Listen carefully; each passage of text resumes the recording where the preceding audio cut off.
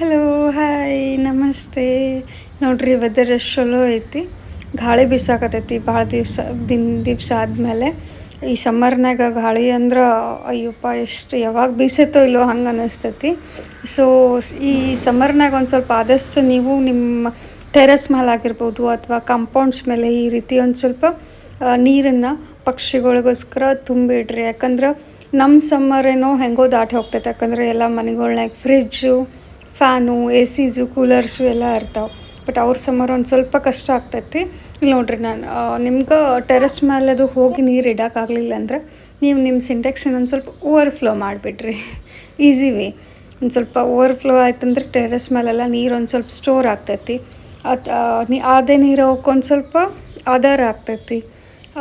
ಇಲ್ಲಾಂದ್ರೆ ನಾವು ಕೆಳಗಡೆ ನಮ್ಮ ಕಂಪೌಂಡ್ಸ್ ಮೇಲೆ ಎಲ್ಲಾದರೂ ಟ್ರೀಸ್ ಕಡೆ ಅಲ್ಲೇನೂ ಒಂದು ಸ್ವಲ್ಪ ಬಟ್ಟಲ್ಗಳ್ನಾಗ ಅದು ಹಾಕಿಟ್ವಿ ಅಂದರೆ ಒಂದು ಸ್ವಲ್ಪ ಅವಕ್ಕೆ ಅವ್ರ ಸಮ್ಮರನ್ನು ಒಂದು ಸ್ವಲ್ಪ ಈಸಿ ಹೋಗಲಿ, ನಮ್ಮ ಗತೆನೂ ಅವರು ಒಂದು ಸ್ವಲ್ಪ ಸಮ್ಮರನ್ನು ಎಂಜಾಯ್ ಮಾಡಲಿ. ಸೊ ತದಾ, thank you, bye, have a good day.